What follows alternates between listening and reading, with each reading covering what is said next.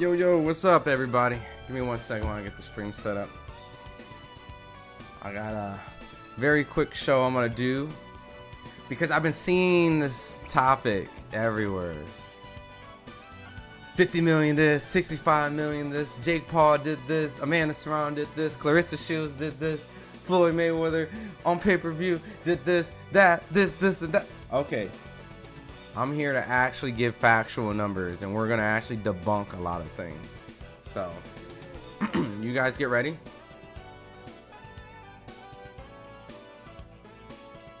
You guys get ready, because we're gonna pull out receipts, boys. We're gonna get the real truth, the real numbers today. So, while you guys are coming in, just let me know where you guys are at, and I'm gonna make this a very easy, quick stream to educate my people on what was most watched, why it was most watched, whose points are more valid. Is this just a narrative built against somebody or someone or something? Are they both right? Is everybody right? So,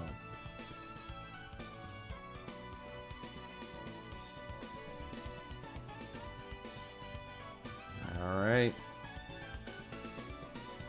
Very quick and easy show today, so.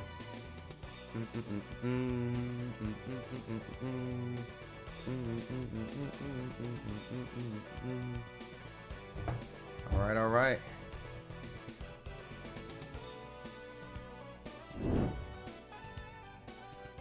What's going on, everybody? It's Ron Goodall over here at FightHype, and I just wanted to make a really quick, easy live today, where I just pretty much wanted to just let everybody know that I know these numbers that are floating around could be very deceiving, could be very alluding to the facts of what is out there.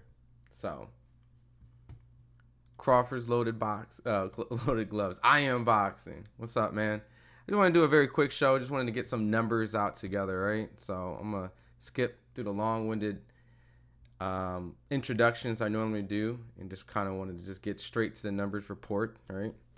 Kind of a little segment that I just thought of. So straight away, I'm gonna get right into it. Let me get this. Yeah, I had to fix this earlier. Let me get this right here. Boom, boom, boom. So I got a lot of tabs open, right? This is to educate the viewers, the people who may not know so much about how this works. So Better, right? Better is pretty much Jake Paul's betting. What you saw, like his betting business, right? Kind of like his bookie, like his little DraftKings, right?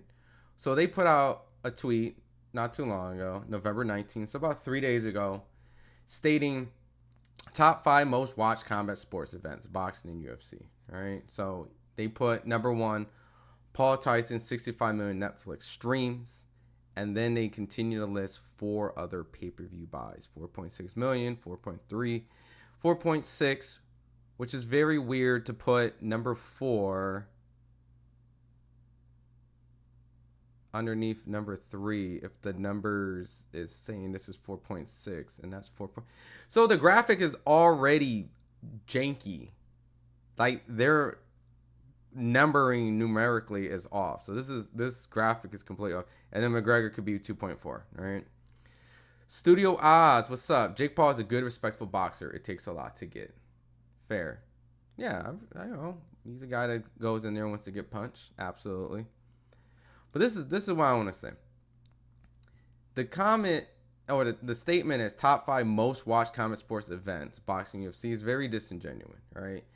And I'm not saying this because I'm hating or nothing like. No, I know factually this is not true. This is not the top 5 most watched combat sports events, period, all right? So what you're seeing is that he mocked up 4 pay-per-views, right? So yes, we're using good old Wikipedia. Don't kill me. I don't have like a million sources. I'm not going to go through like article after article, right? So let's see. United States. All right. So buy rate. Boom. All right. So United States pay-per-view alone, all right?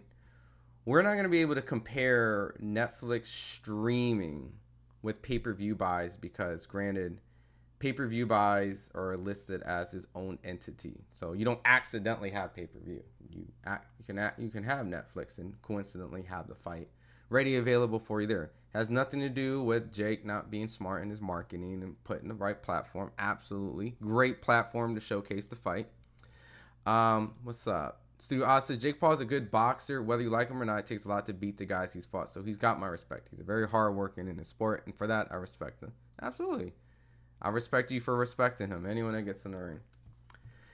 So the pay-per-view home television, right? Granted, it's only United States, shows that the highest is 4.6, 4.3, 2.4, etc. Right? So nothing rivals 60 million Netflix streams. These are the highest U.S. pay-per-view buys, right? So pay-per-views in the U.S. started in 1960 and 1923, right? So completely two entities that are completely different. But if you actually take your time to go back around 1951 to 2015, there's a thing called closed circuit television, right? When it comes to buys, you can see that Muhammad Ali, George Foreman actually pulled in 3 million. Muhammad Ali versus Joe Frazier 3 brought in 3 million. Marvin Hagler versus Sugar Ray Leonard brought 3 million. Muhammad Ali versus Joe Frazier brought 2.5. And then obviously it's stated combat sports, right? So we got to include the UFC. And the biggest UFC pay-per-view was obviously Khabib versus McGregor at 2.4, right? So that's where we're at with the numbers when it comes to pay-per-view, right? But the statement on here says top 5 most watched combat sports events, right? Not saying pay-per-view or not. They're obviously referring to Netflix streams. I do comfortably want to say that this has to probably be, the 65 million has to be probably the biggest combat sports stream, right? Streaming. But when it comes to pay-per-view and streaming, they're in two completely different entities. But wait, you're like, but that doesn't take away from the fact that it's still the most watched combat sports events. You showed us the closed circuit run. You showed us the pay-per-view run. You showed us pretty much everything that's significantly lower than 65 million Netflix streams. And absolutely, those all are underneath by far. It's not Jake Paul's fault. It's not that he didn't go on pay-per-view and chose to use something to get him more viewership without having to pay a pay-per-view. But this is where I'm also here to debunk a couple things, right? Granted, Google is doing AI stuff, right? There's sources. I can pull up the sources. But not too long ago, Anthony Joshua versus Vladimir Klitschko, when they had their fight, had about 1.5 million pay-per-view buys. Significantly still lower than 65 million. United States, when they had Showtime, they peaked about, let's just round it up, about 700,000. Still about 2,000-ish. Not really stating too much, right? But then you get a little bit closer. You see Germany did about 10.43 million. That's a big jump added on top of it. And on top of that, they've estimated worldwide audience was actually 500 million, right? 500 million is over 65.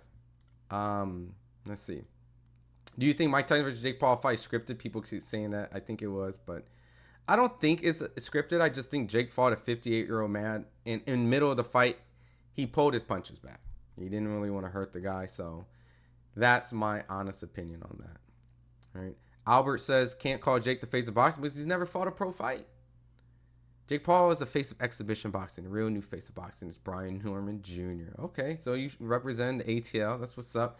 I mean, he has fought professionally. All his fights practically are pro fights. And he's fought Tommy Fury.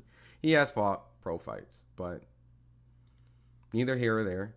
Esco says, how is the guy that fought a retired, almost 6-year-old man the face of boxing? YouTuber boxing should be its own category. Yeah. Never fought sports. Ron, what's up with that goofy title? Stop. I mean, it's a question. Is Jake Paul the face of boxing? Because he's stating that he is literally 65 million Netflix streams, regardless of fights were on pay-per-view or not. He's stating that more people watch me than your beloved Javante, more than your beloved Canelo, more than Floyd Money Mayweather's pay-per-views. Add them up. They still don't count to 65, right? But we know. Right, we obviously know that's not true.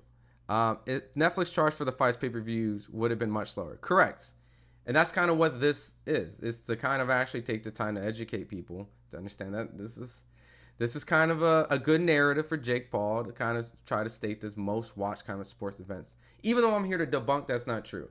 Never focus to stop mentioning peons like fake Paul around. Let's talk some real boxing, dog. Well, unfortunately, the biggest event that's just probably just happened in boxing is Jake Paul versus Mike Tyson. So there's a lot of narratives and a lot of things that are out there that this time Never Photo Sports is to help create some sort of intelligent boxing talk, right? And what I'm trying to show is that I'm already showing that Anthony Joshua and Vladimir Klitschko has definitely been reported to do over 500 million viewers. Okay, well that's just one fight, all right? Let's just say that's not the case for everything. Well, 1971, the fight between Muhammad Ali and Joe Frazier, known as the fight of the century, was watched by estimated 300 people worldwide.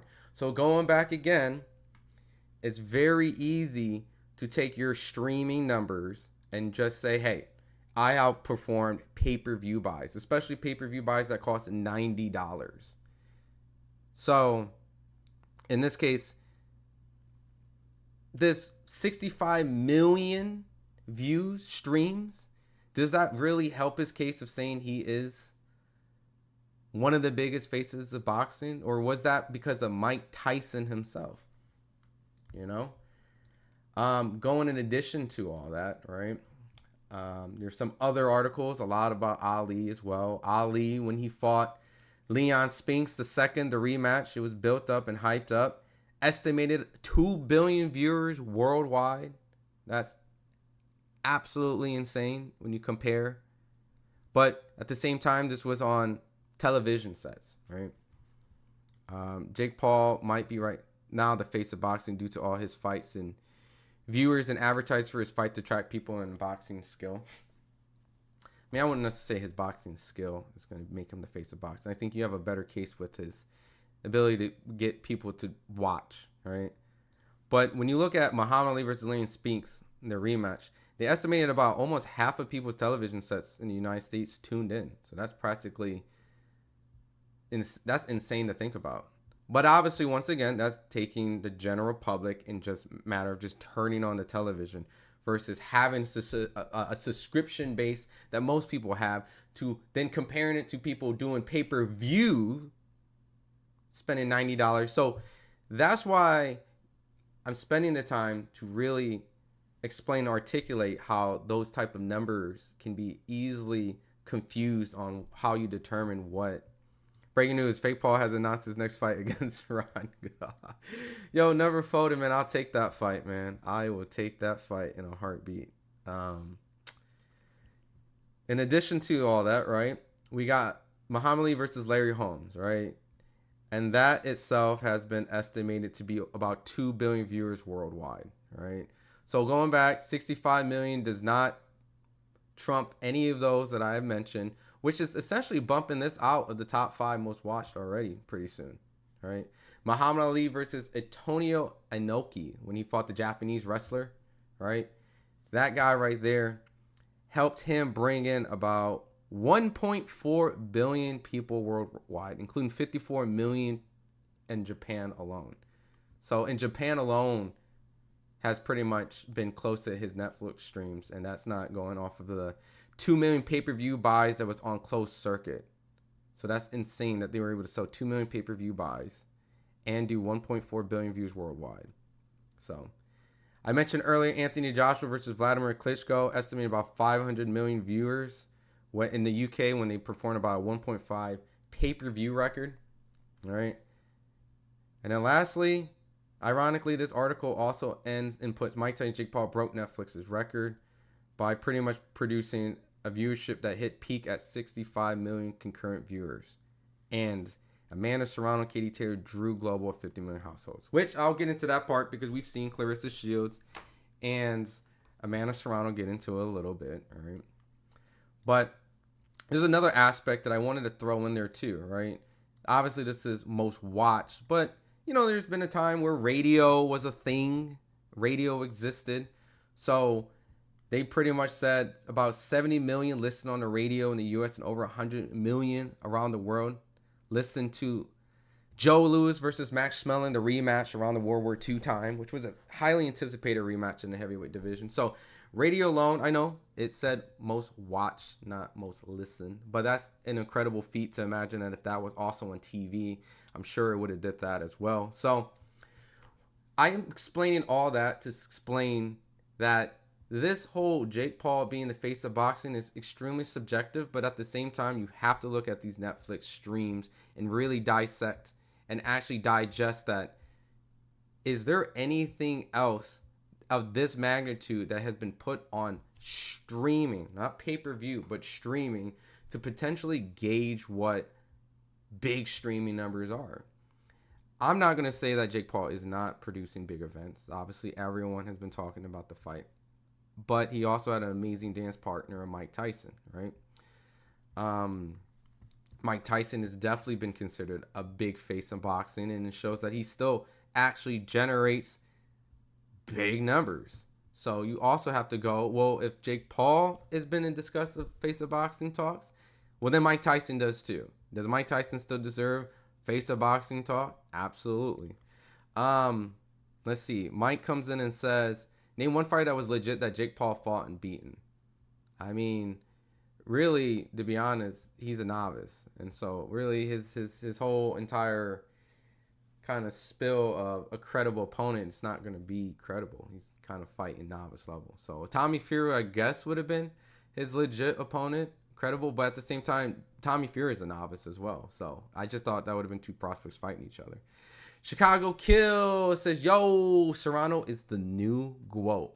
Which I'm going to also get into that Amanda Serrano, Clarissa kind of debate stuff too. And kind of break those numbers down too to see who is the face of women boxing, right?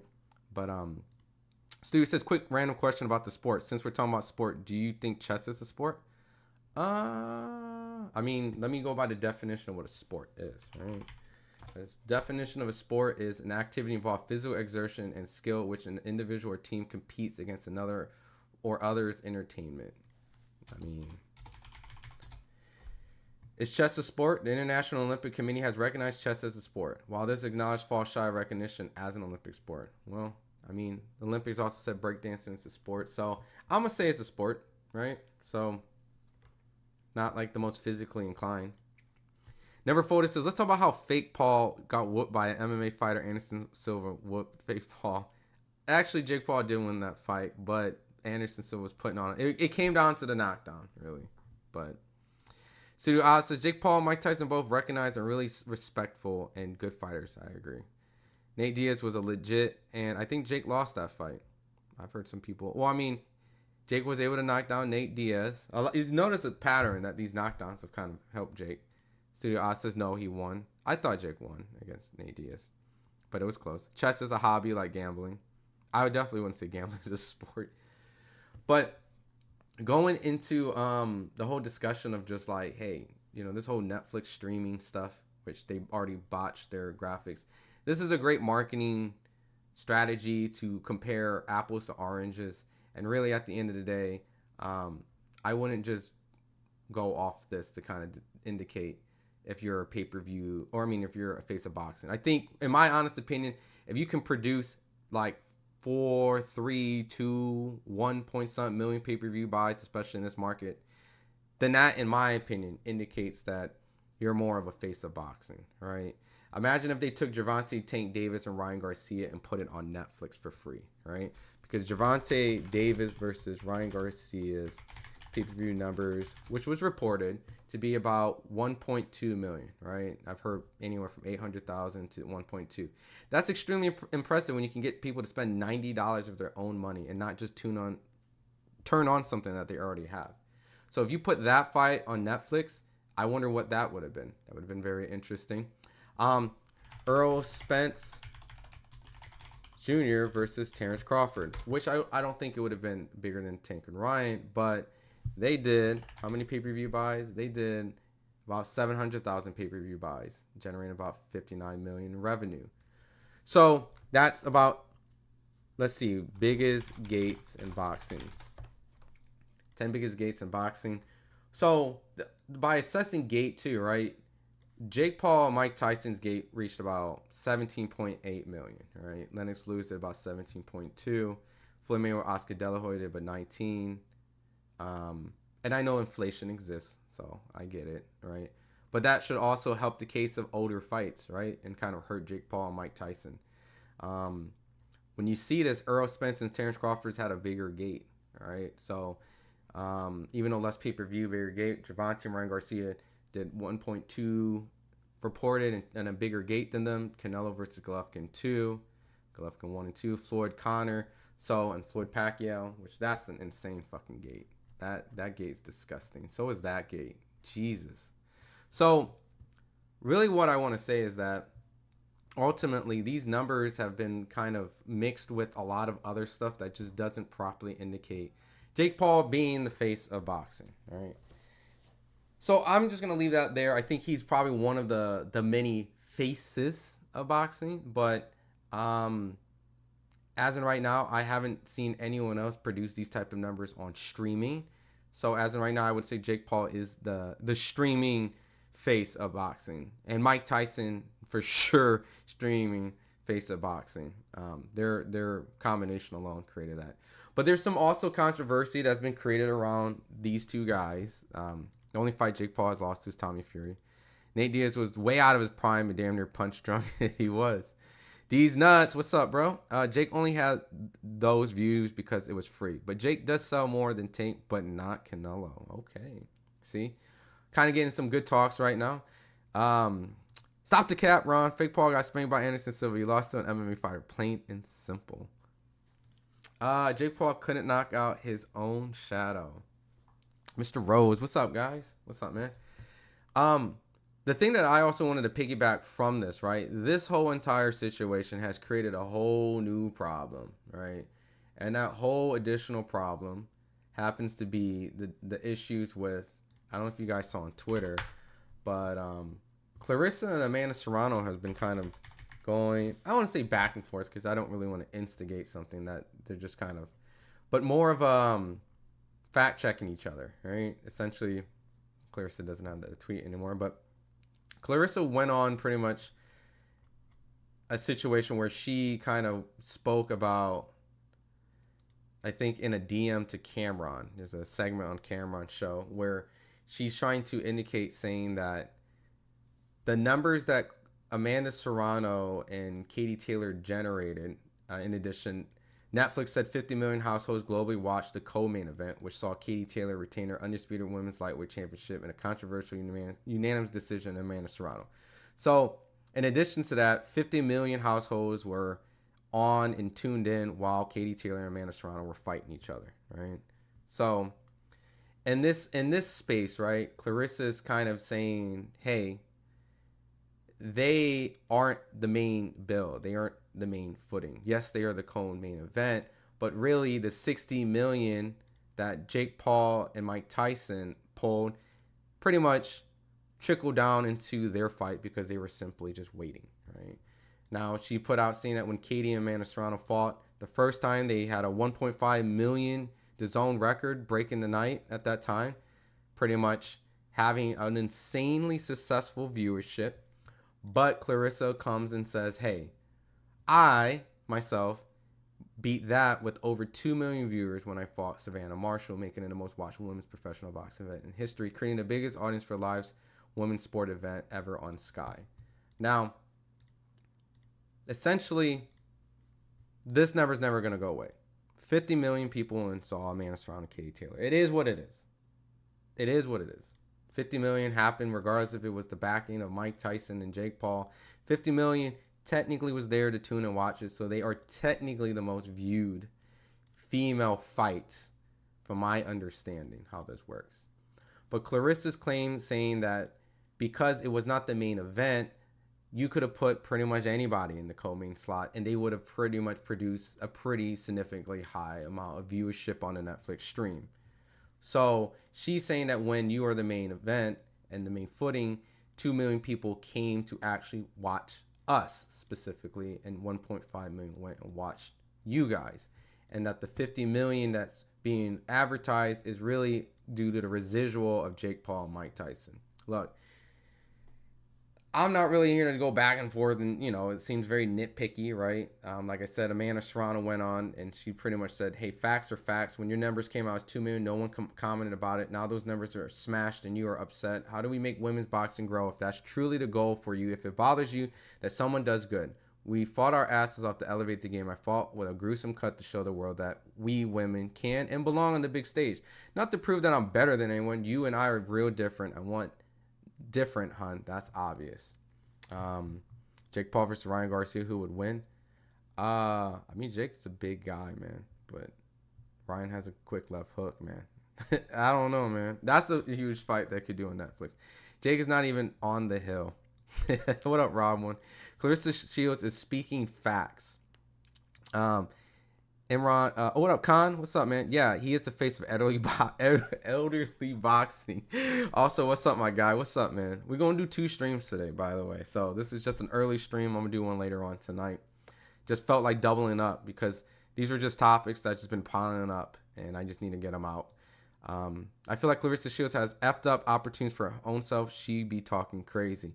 I feel like some people have felt a little turned off about Clarissa and in this situation. In her defense, she was defending herself. She went on a Twitter space. She was pretty much defending herself because Cameron, the rapper, has a podcast and kind of outed a DM that when they were speaking in there, and she was kind of clarifying that she had the most viewed women's main event compared to Katie Taylor and Amanda Serrano's main event, and let alone the fact that they were able to smash those numbers, their own one, and Clarissa wanted to clarify after Cameron pretty much outed her DM and kind of wanted to say, look, I'm not hating. It's just I'm trying to speak my facts. I hold the main event women's. So, and some people might go, well, that doesn't matter. It was a dope co-main event, right? I know Alicia Baumgartner Austria chimed in a little bit too. She pretty much, her good old rival, said, I know for a fact that 2 million that tuned in was for Mayor Baumgartner. So, seeing Clarissa right there, you can see screenshots. This boy is so delusional. 50 million tuned in to see the main event, while she's responding to a repost of Cameron. Let's see. That's equivalent to WWE Logan Paul versus Bone Jones. Money has nothing to do with the greats. Available Ninja pay-per-view or it doesn't count, right? So I'm sure if you put any of these type of fights on Netflix, you would see an insane inflated amount of views as well. And you also have to give the power of Mike Tyson, right? Is Mike Tyson really the footing of perpetuating those crazy amount of views? It's really the perfect storm of both of them coming together, really. But you got to take into account, you got to have a good dance partner. It does not count if it's not the main event. Fuck out of here, right? So Clarissa speaking facts. Paul is far from the face of boxing. Yeah. I got to see him do that stuff on pay-per-view, in my personal opinion. If you can convince people, 2-3 million people to buy that shit for $90 a piece, then yes, you are really astonishingly the face of boxing.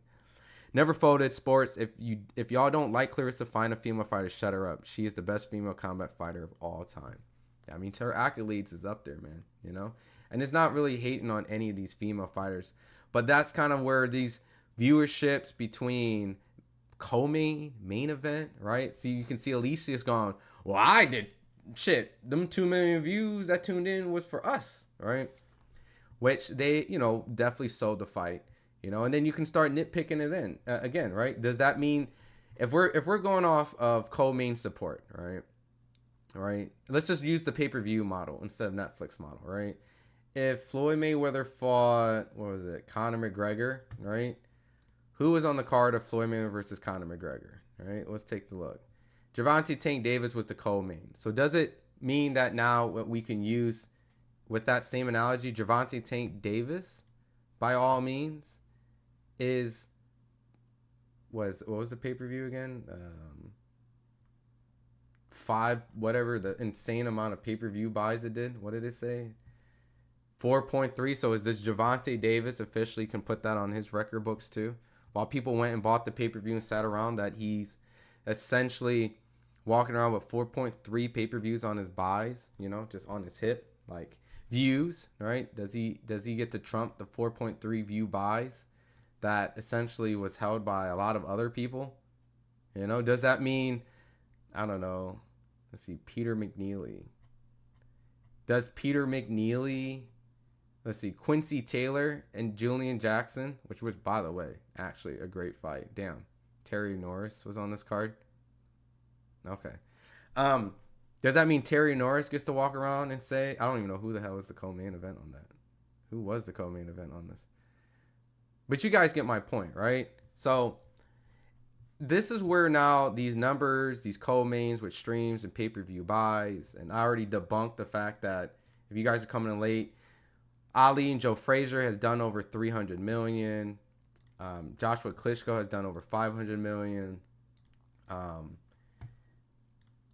Ali Spinks did over like, what was it, 2 billion. Pretty much half of the TVs in the US tuned in for that. Like Larry Holmes pretty much beating up Ali, had 2 billion viewers. So it's kind of hard to now just go off 65 million and say easy Jake Paul's the face of boxing. It just don't work that way. It's very hard to go and sit here and say, all right, Katie Taylor and Amanda Serrano are essentially the face of women boxing. I think really there's a lot of opportunities that are happening, and that granted that of course anybody will want to be the co-main event for that, and they happen to be it, so they happen to have the numbers, and they definitely have gotten a lot of attention for being on a card like that. Just like how Gervonta got a lot of attention for fighting on a Floyd Mayweather card, just like anyone else, like Canelo, who's got to fight on Floyd cards. So I can't sit here and say Jake Paul is the face of boxing. I can say Jake Paul is one of the faces of boxing, but until he takes this fight and generates it into an actual pay-per-view buy of $90, just like his contemporaries, or if other fights of this magnitude get on Netflix or other streaming platforms like Amazon Prime, or you know, or I guess even DAZN to a degree, right? Subscription-based $20, right? But if any type of like Amazon Prime, Hulu, Netflix, where there's already a big subscription base already that is already purchased, not they're purchasing it for the fight. That's another thing too. How many people got Netflix for the fight versus people who already had Netflix and just tuned it in? So these numbers are kind of fugazi, right? Not kind of, but they are. Not taking away the credit, because it was smart for them to put in Netflix and then generate these numbers, and also the women were able to capitalize on that. But Constance, what I think is Clarissa's always is that she is insecure on the magnitude of how popular Amanda's rematch with Katie came out, regardless of being on a co-main, a big event. I mean, I see a lot of people speaking about that on Twitter. And look, even if it wasn't the 50 million household global, right? Like say like we remove this aspect, 1.5 is pretty damn good. You did 2 million, over 2 million. They did 1.5. If they did a rematch, I'm pretty sure they're going to generate pretty good numbers. And there's a potential chance that they would have beaten the 2 million. It's not like the 2 million, it's like 40 million. It's 1.5, 2 million. I'm sure there's a lot more attention for the rematch. I know a lot of people did actually wanted to watch those girls fight on this co-main card. So I'm not going to sit here and say nobody wanted to watch them fight. That's insane to say that. I personally wanted to see the fight a lot. But, you know, when you have a streaming giant like Netflix and you have kind of a DAZN platform, it's definitely going to take it to another level. If Clarissa fought Savannah Marshall on Netflix, I'm sure that that would have helped her versus being strictly only on Sky. But maybe not. Maybe Clarissa was able to generate a lot of attention because she fought a fellow countryman, a woman in the UK. I can't say fellow, but like their darling, their UK country woman, and maybe the viewership came out to support her in addition of Clarissa, while they also had Alicia Baumgartner and Michaela Mayer on the card. So you see how these things get very complicated. Never Focus says Fugazi numbers. I was on fire stick with it. Yeah. And to be honestly, to give more credit to Jake's number, right? I think the Netflix streams would have actually potentially been higher if their streaming platform wasn't taking a shit. So these numbers could have actually been higher because I know a lot of people who had to actually illegally stream it or go for somewhere else because the Netflix stream wasn't working for them. So ultimately, in my opinion, I think with everyone on Twitter and everyone on social media going over hoopla and who did what and who did this and who did that, I think ultimately it brought a lot of attention to boxing, good and bad. I think that Netflix has shown that it can be a powerhouse when it comes to displaying big events that people can and should look into, stuff like this. But what does this generate? What type of money? How does this help the sport? How does it hurt the sport? You know, is fighters getting paid a lot more, or are they getting paid a lot less, right? The numbers itself was pretty much good, but I don't know what the payout is. You know, pay-per-view is a model to pay the fighters, and it's now using platforms like this and going kind of almost free-ish, a better way of making money, right? And a better way. What up, Balenciaga? What's up?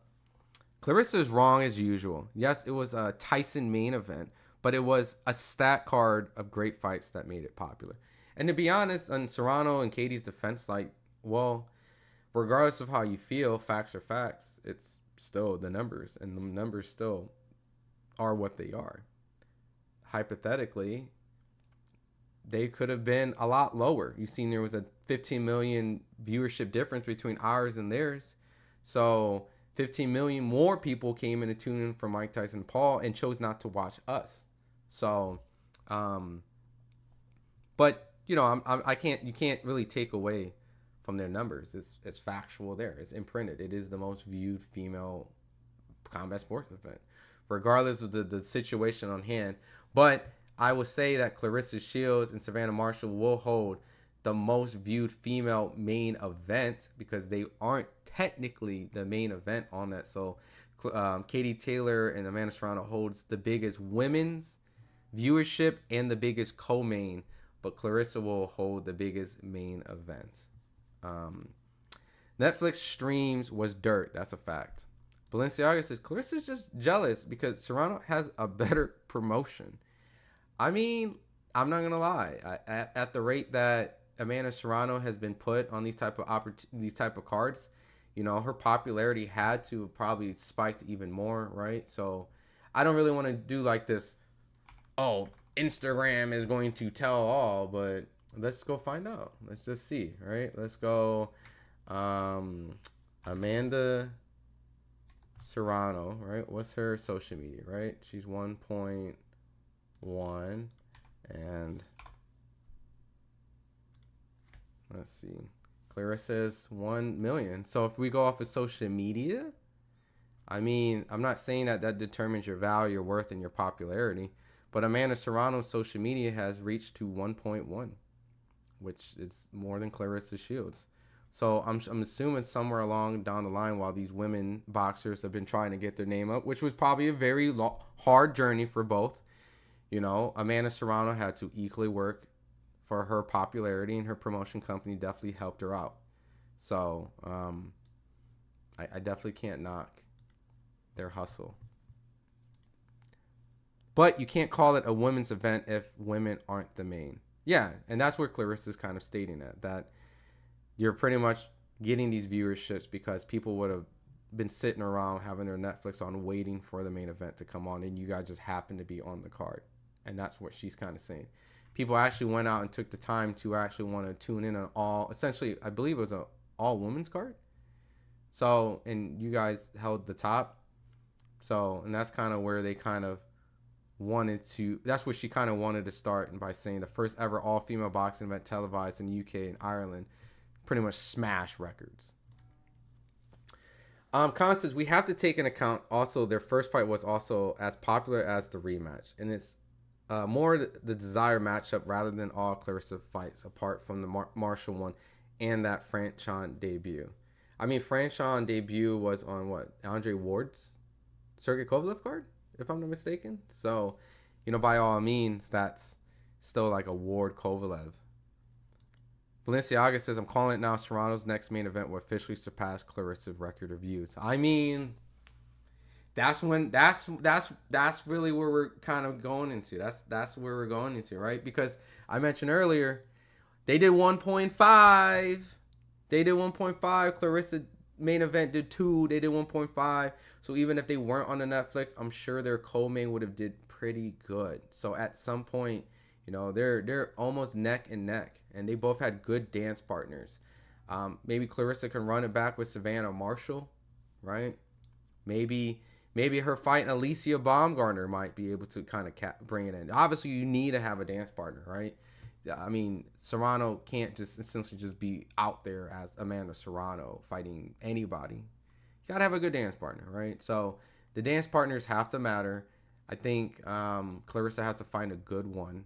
But when she did find a good one, she was able to actually beat Katie Taylor and Serrano, which they had really good promotion for that event. They essentially practically sold out the Madison Square Garden, and it was like an event and entirely, just like how Clarissa and Savannah was an event in the UK. Buddy's name is Balenciaga. Fuck out of here, burger. So, like I said, I did this stream just not to kind of trigger people. I know that these titles and stuff like that is to obviously have a clickbaity-esque, right? But really it is to discuss the state of boxing and how we really look at it. I mean, let's just put this in perspective. Let's talk about fights that have happened this year, right? Canelo fought Munguia and Canelo fought Edgar Berlanga. And it's just a personal, just hot take, right? I'm not saying it's going to be true or not, right? It's just, let's just marinate on this. Would Canelo and Edgar this year and Canelo and Munguia, if they fought on Netflix, would have done 65 million or more? And like I said, it does matter with dance partners. Jake Paul did have Mike Tyson. It's like a cheat code. I'm sure if Canelo fought Tyson, he would have did astronomical numbers too. But what do you think the numbers would have been if Canelo and Edgar Berlanga fought on Netflix, right? Because that was the bigger, more successful pay-per-view between the Munguia one, right? Or if Tank fought Frank Martin on Netflix, would Tank versus Frank Martin generated this type of viewership? So I'm curious, I'm just curious what you guys think. I'm triggered. I actually said it right, 100%. Never folded sports, hell no. So, do we take away Jake Paul's ability to get a greater dance partner than Canelo to generate this type of astronomical amount of streams, right? I want to clarify. We're comparing streams to potential streams, not pay-per-view buys. Which I'm very curious what Tyson and Paul would have been like on pay-per-view too, right? I'm pretty sure that would have probably did pretty well too, off the strength of Mike Tyson, right?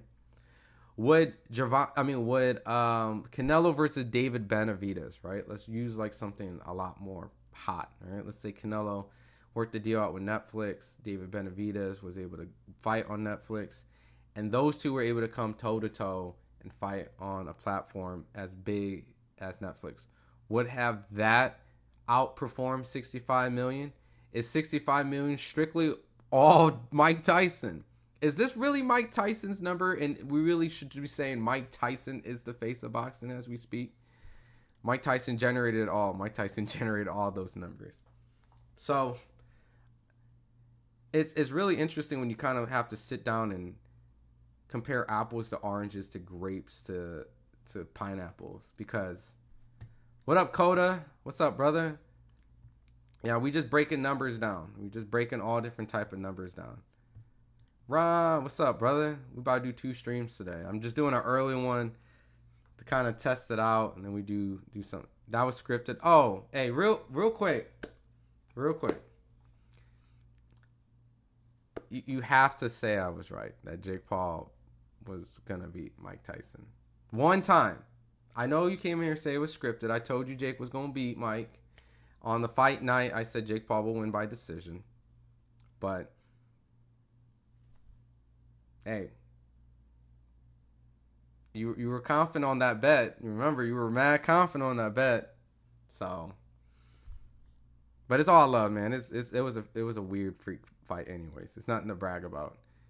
Clutch Films, what's up? It was a combination of both. People want to see Tyson knock out the kid, for sure.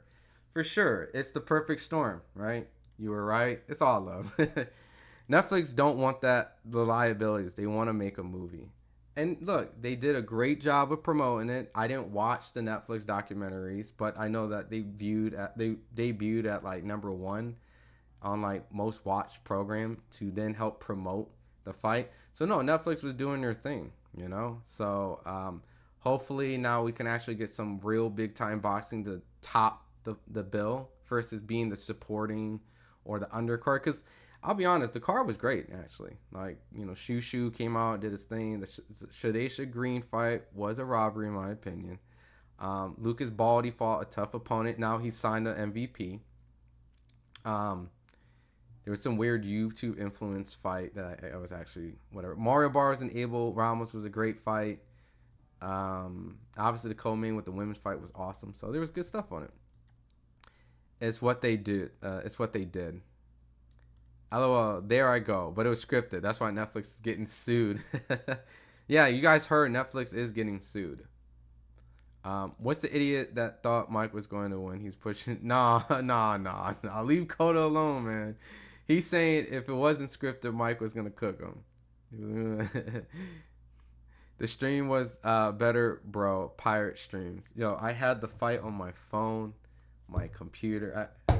I had a illegal. I can't say illegal stream because I have Netflix, right? So I can't illegally stream Netflix if I am a subscriber. It's just it wasn't working.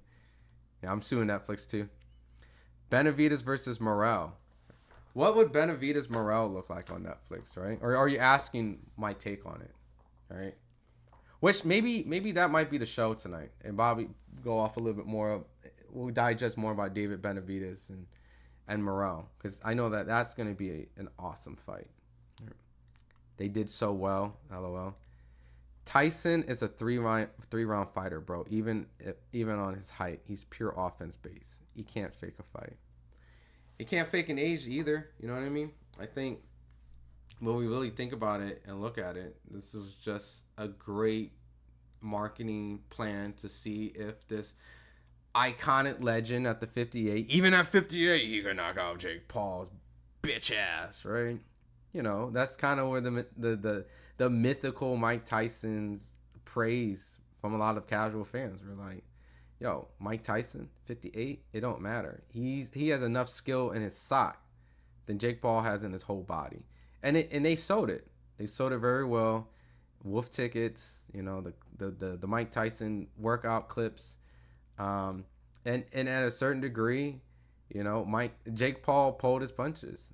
I believe Jake Paul pulled his punches. He saw how he was looking around, all wobbly in there and weird.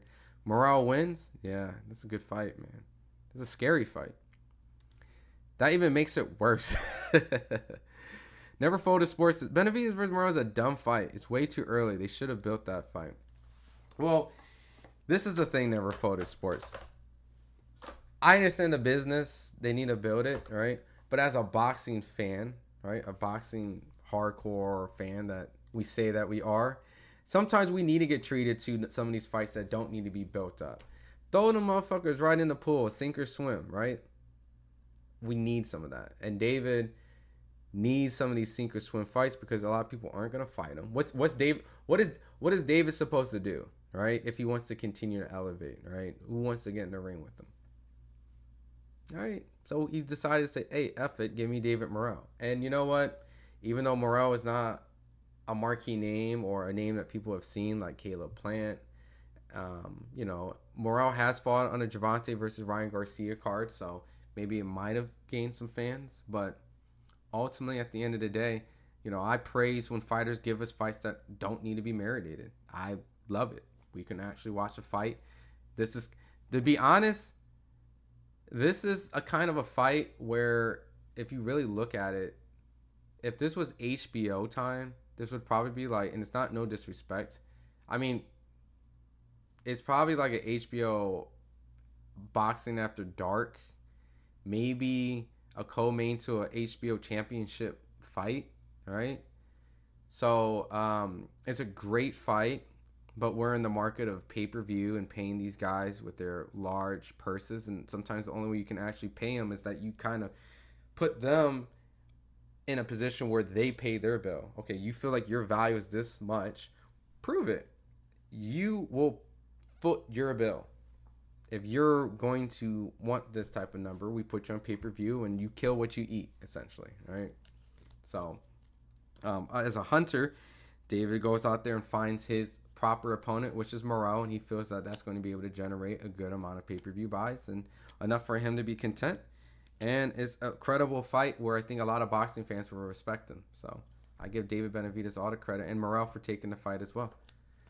And his defense is harder. He goes right in, uses cartoon-like reflexes to evade shots, and meant to be right in your face. Yeah, Mike Tyson's extremely athletic, and that's why the 58-year-old man was nowhere near to be able to get close to a young, fresh fighter, regardless of his skill set being absolutely little to what Mike has. Jake has a decent amount of boxing knowledge in the last 4 or 5 years to kind of actually know how to get away from some stuff. Probably maybe know how to use his distance and probably know how to avoid big shots. Big looping shots coming from a 58-year-old man, and you saw it. Jake was able to get that. Can't go 8 rounds with that style unless you're Joe Frazier. Even at Joe at 58, wouldn't have looked good. Balenciaga says, anyone who followed Tyson on his podcast knew how old he moves. Any chance he had against Joke Paul was hindered by the 14-ounce gloves. Joke basically paid Tyson to add him to his boxing ring. Pretty much.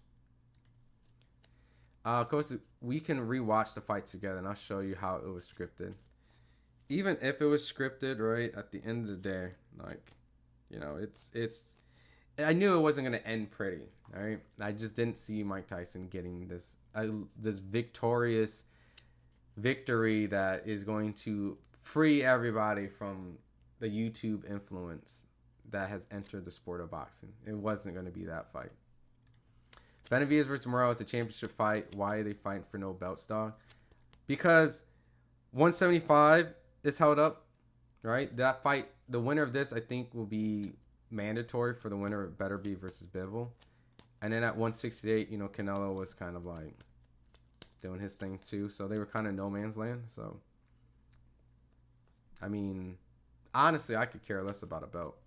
Like, them fighting alone is cool with me. They both have like a form of an interim belt, like a WBC interim and like a WBA title eliminator interim something. So they're essentially fighting for the position to fight for a world champion in that next fight. So, and it will be against Beterbiev and Bivol. He's 74. Try moving like that. It's easy for his to hit you in the face. LOL. Try moving like that for 20 seconds. Peekaboo style. Man, hell no. It uses a lot of energy.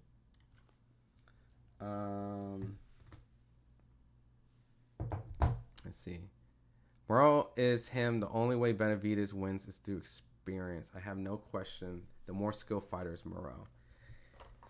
Yeah, I mean, Benavidez definitely has a lot of experience. It's a tough, scary fight for Morrell. Like, Morrell's best opponent, skill-wise, that he's fought was between Lennox Allen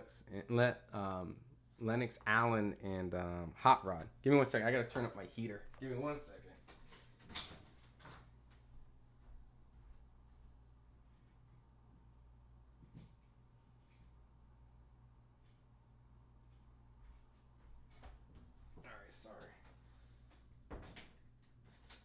Girl was texting me saying it was cold as shit. Yeah, I mean, I would assume that Morrell has like probably more fundamentally flashier technique, but you know, I'm not going to discredit Benavidez' style, right? We'll see. We'll see. You know, Benavidez definitely has more experience than Morrell. I'd love to see Morrell win, but I got Benavidez winning the fight. Yeah, I would favor Benavidez as well. It's a tough fight. I don't think it's an easy fight. But I for sure think somewhere along the line we're going to see both guys kind of be tested, in my opinion. Do you think Daniel will fight in top-ranked PBC? Wait, do you think Daniel will fight in top-ranked PBC, or does he have to fight Jake in an exhibition? And is it worth for Daniel? Would Daniel give him a good challenge even if they offered him more money? You talking about Daniel Dubois? The heavyweight that knocked out Joshua, that was calling out Jake Paul recently? I just want to make sure that's who you're talking about. Morrell doesn't use his skills like that. He did not show his skill set his last fight, 175. Yeah, he looked off. I thought, give me 1 second. Original man. What in the casual fans going on with that question? That has to be the dumbest question of the week. It's been a question that a lot of people have actually been bringing up, honestly. So, if you rewind the stream, we pretty much went and debunked his 65 million Netflix streams as not being the most watched combat sports event of all time. Ali has shattered it multiple times, and even recently, Anthony Joshua and Klitschko did about 500 million. So I think we came to the conclusion that Mike Tyson really has been the reason why that Jake Paul was able to do those type of numbers on a platform that most people didn't have to go and do Netflix. So it was kind of like a way to kind of stop those type of questions from constantly popping up, because it kind of has been. So, right? Because at the end of the day, more people feel Jake Paul is the face of boxing over Gervonta, and he's pretty much close to Canelo Alvarez if you look at the votes. So that's why we did something like that. But anyways, going back to you, never folded. Murrow doesn't even use his skill. He didn't show that skill set against Hot Rod. He looked bad in that fight. You know, it's no different than when David Benavidez went and fought Alexander, which is a way better. Goshek's a way better opponent, but he didn't perform very well in some people's eyes because he kind of looked like he slowed down at 175. I think Benavidez once again fought the better opposition. He definitely dominated him. There's no competition, but you can see that Benavidez afterwards claimed that he had a hand injury, and that's really why it was troubling for him. So if I give him the benefit of the doubt, then who knows what would happen, right? So by all means, I think Benavidez had a better showing at 175. And when I was out in LA and saw Morrell, honestly, he did not look good. Andy Cruz didn't look good, to be honest. The two athletic, offensive Cuban fighters that everyone's been extremely impressed with just didn't impress me on that Terrence Crawford Mashimov card. So as of right now, I favor Keyshawn to beat Andy Cruz, and I favor David Benavidez to beat Morrell. Exactly. Have you seen those replays of him holding shots back? Yeah, I think Jake Paul held shots back. Coda said he wants Netflix and chill with you. He's just such a hater, bro. Balenciaga is such a hater, bro. Why are you such a hater in the chat, man? Open shots, flush. They have the WBA and WBC Intrum, correct. I kid you not. Intrum belts are not belts. Fuck out of here. Correct. But they're just their way of just kind of gloating their belts, having them pay sanction fees and having them keep them there just so that they can be ready to, bring them up when they want to.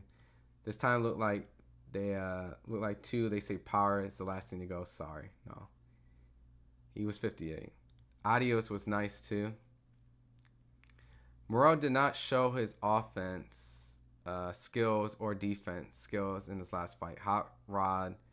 He got quick feet, but he fights flat-footed.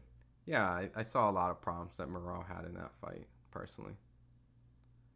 That's why I still got Benavidez, man. I think he's going to get caught.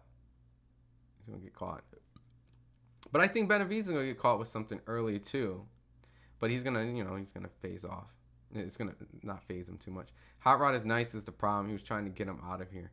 I think Hot Rod is a good opponent. He doesn't have a good name, but I think Alexander Goshek is a better opponent than Hot Rod, personally. Hot Rod is coming off a win from knocking up Sullivan Barrera, I think. So I think the timing was good to fight Hot Rod to get credit from the boxing fans, but Alexander is by far a way better experience, more accomplished, just better pedigree overall. So I felt it was a good fight to give them both. Had a tough debuts at 175, so it would be a good test to see where they are at. One fight a lot of people wanted to see for a while too. Yeah, I think they're both going to come better because it was both their first fights at 175. So I do expect a better version of Morrell, and I expect a better version of David Benavidez, especially if Benavidez says he was injured. Well, no excuse. He's not injured. Morrell was able to test 175, got to go back and work on the stuff he needs to work on. If he was very pressed on the knockout like Coda thinks, then, he's going to obviously not be pressing for a knockout for Benavidez. He's going to be not looking at him as a showcase, but an actual opponent that he needs to kind of lock in. So, Clutch Film says he played the heel like WWE. Anthony Joshua did not do 500 million. Turkey cap. Well, I mean, in Germany, right? It did 10 million views. That's extremely impressive. Let's see. Where is it?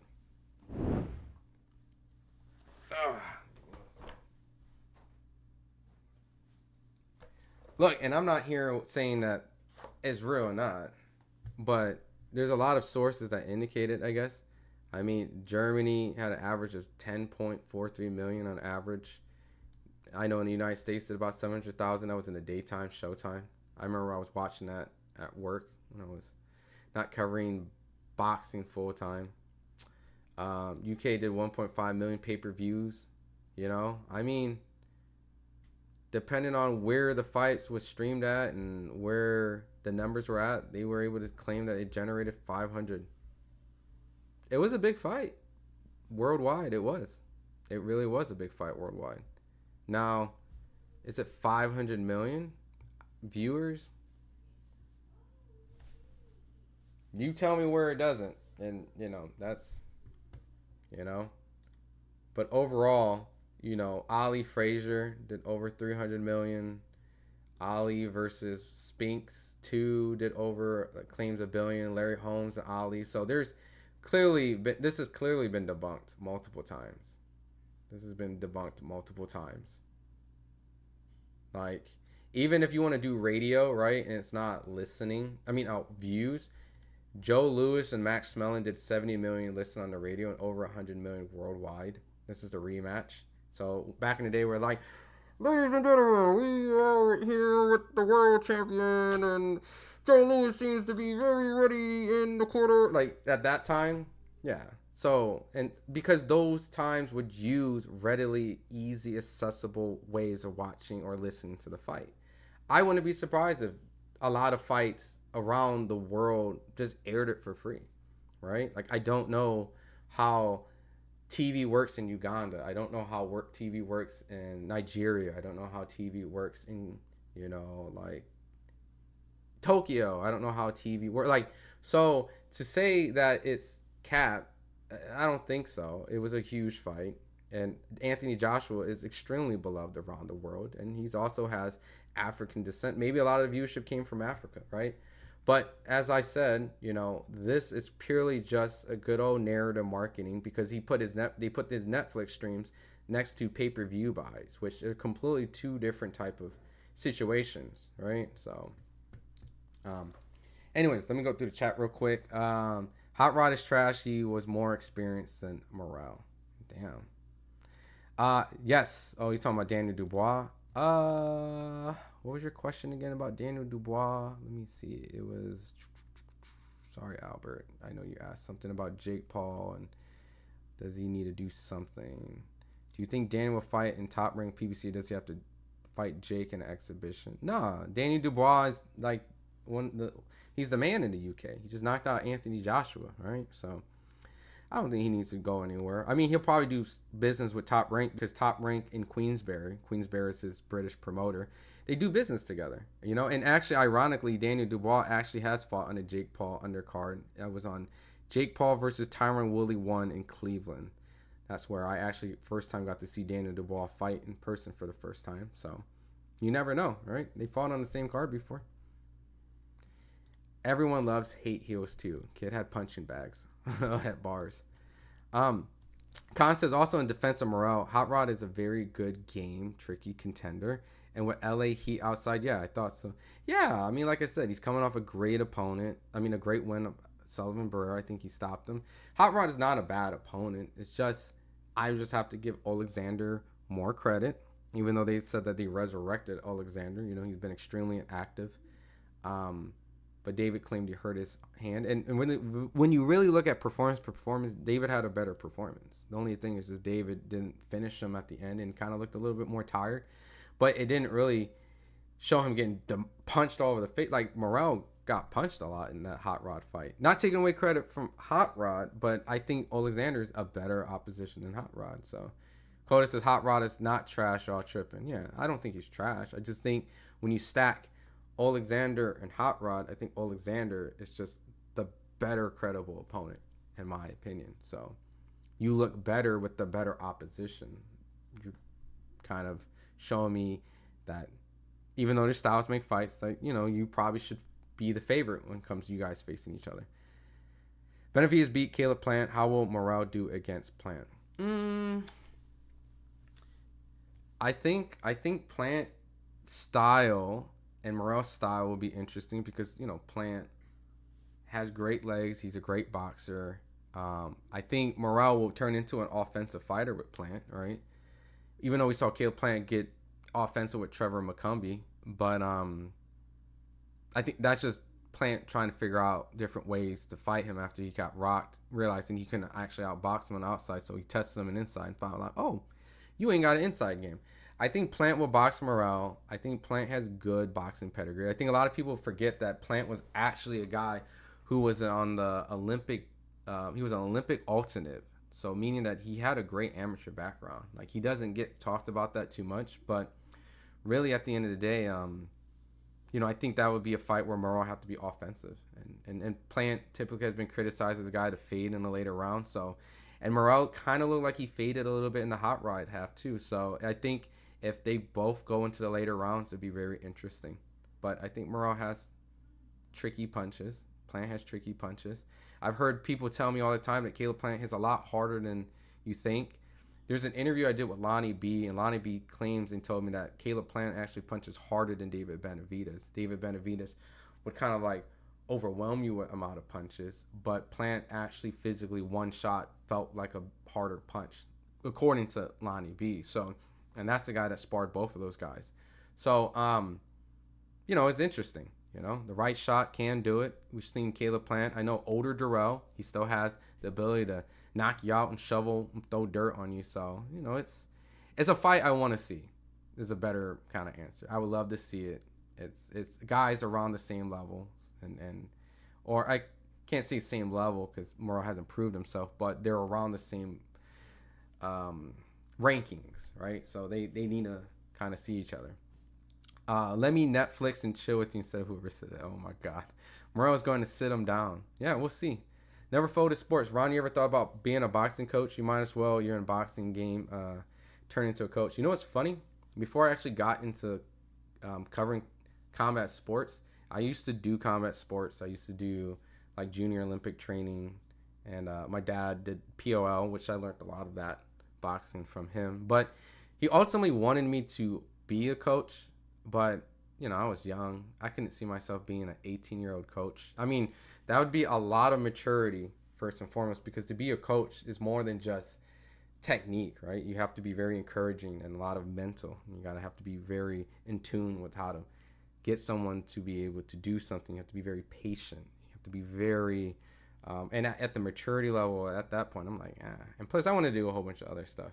I mean, I think now that I kind of have a better grasp of me as a human being first and being around boxing and being taught a lot of stuff, right, about boxing from a lot of great trainers, it still doesn't really put me in a category. Just because I know boxing, I can see something.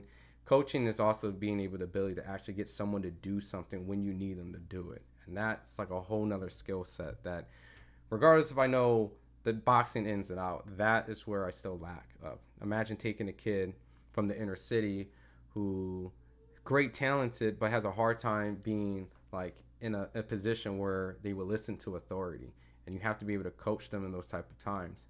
And it's like you have to be like a guidance parent, like a lot of stuff on top of it, right?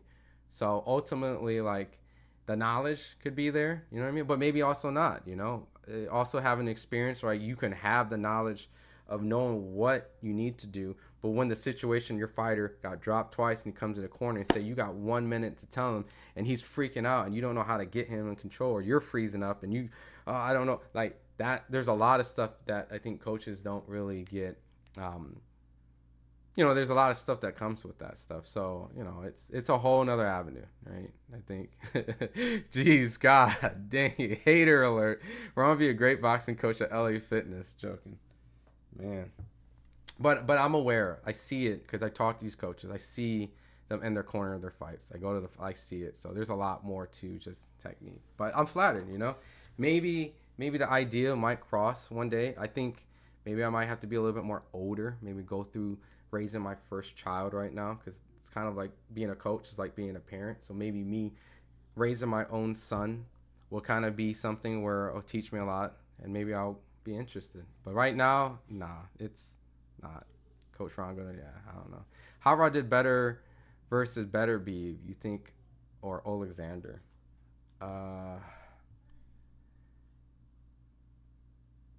I mean, there's two different times. Alexander fought Better Be than the amateurs, so I can't really assess those two things. Coda says 500 million. Where? I mean, Look on the internet, man. Damn. 11.5 million different than 500 million Turkey. Well, I showed you about 10 million from Germany. All right, that's just from Germany. All right, so I don't understand why if they did 500 million, then Tank versus Ryan did more than that if you count illegal streams. Of course. Well, of course, if there's illegal streams, then it's always gonna every number is always going to be more if you count illegal streams. But the problem is you don't, and I'm sure that at a certain point there is inflated numbers in these reports, and I'm sure that some of these aren't true, right? Like the 65 million Netflix streams was the numbers was put out by Netflix themselves, right? Like let me check my email, right? Hold on, let me close. Let me check my email because when I got the news, I think I got it in my email. Let's see, 50 million. 50 million. So yeah, so I got that information from Most Valuable Promotions themselves. All right, 65 million. So granted, I don't have an exterior source that's telling me that, and I'm not challenging the source itself, and I'm probably never going to, right? There is an email out there that I could probably get in contact. I see it to kind of figure out the PR, and I can dig into it. But to be honest, I really don't care. I really don't care. So I already know that is. I just already know, just to tell you guys factually, that Jake Paul and Mike Tyson is not the biggest, most watched combat sports event ever. It's probably the most viewed, streamed fight, but it's not the biggest watched combat sports event ever. So McCombie was beating him. They stopped that fight too early. I guess I didn't see it going anywhere. You just wanted to see McCombie get put in a body bag. Hot Rod has Shane Mosley lightweight jittery jab. I was looking back at the Morrell fight and remember seeing Hot Rod jab going nonstop in a Willie pit. Yeah, I mean, I don't think Hot Rod's trash. I just think that Morrell has been viewed as this athletic, fundamentally sound knockout artist who essentially can do whatever he wants whenever he wants in the ring when he feels like fighting. So he didn't look like that when his new weight class. So, but all right, y'all. Like I said, I just want to do a very quick stream. I think this was about an hour and 15. So expect more streams, back-to-back streams. I'm gonna do a stream later tonight. I haven't really figured out what the topic is, right? So like I said, if there's something that you guys have kind of thought of or something, or maybe some news goes out, right, and kind of gets a little bit more let's see, Dana White hits his wife, Connor's convicted rape, but I'm a bald guy. Oh jeez. You know, if maybe some news breaks out, then it'll be a great time to discuss things. But as of right now, you know, we're slowing down at the end of the year of boxing. You know, we're getting to that point of the year. So ultimately, I'll be trying to keep these lives up, try to get you guys engaged. Maybe I'll create a debate show tonight. So the Tank card. Yeah, I heard reports or rumors that it's going to be at the Barclays Center now. I don't know how true that is. I've heard so many different things about it every month.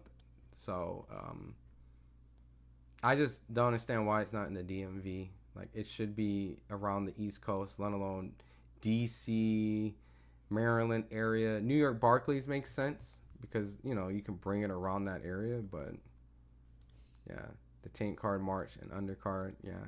I've seen stuff on Twitter, but Twitter be getting shit hella wrong. And I be hearing stuff before even Twitter even gets a hold of it. I just don't be tweeting. So, but regardless, we'll see. So, but like I said, I wanted to just hop in, quick stream, kind of wanted to debunk. I got tired of seeing everyone saying that this was the most viewed combat sports of all time, because it's not. Is Jake Paul the face of boxing? No, but I think he can rival what many people feel is Gervonta and Canelo's fights this year. Was this a bigger event than the fights that they produced this year so far? I would say so. So when you have something like that and you produce numbers like that, you start hearing stuff like, is Jake Paul the face of boxing? But at the same time, you also start hearing, is Jake Paul the con artist of boxing? So we shall see. But other than that, appreciate you guys rocking with another one. I'll get this going later tonight. You guys stay tuned. Appreciate you guys as always. I'm gonna rock out to my man Guile from Street Fighter. This shit always hits. So, but there's a lot of interviews that's dropping on FightHype. I got an Oscar Valdez talking about his Navarrete. What else? We got George Kambosos, who just signed to Matchroom. Leanna Cruz made her FightHype debut from Kevin Garcia. Joel Judah, Christy Martin, Amanda Strong, Clarissa Shields. So if you guys haven't heard the Clarissa Shields rant she did on Twitter Spaces, we have that up. Robici Ramirez, Lonnie B, who has sparred David Benavidez and gave his thoughts about David Morrell. So, but overall, y'all, you guys have a good one. Nice and easy stream. See you guys later tonight.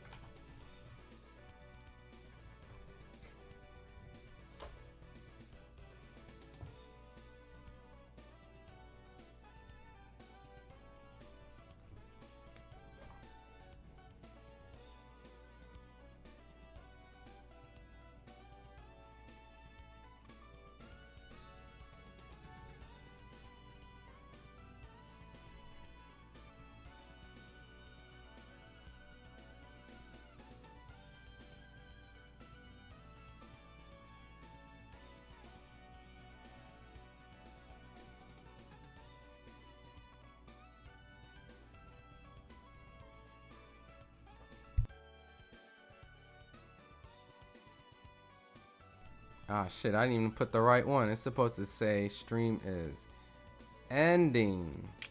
See, I'm derping. Yeah, I'll hit you up, brother. EJ, yet still has only fought one real boxer who was shit and still got beat. You talking about Jake Paul? Satu, great live. Appreciate you, man. Appreciate you coming in. Like I said, we'll be back. I totally put the wrong... Stream is ending. Stream is not starting. So please, go get some food. Enjoy some time. We'll be back with another one.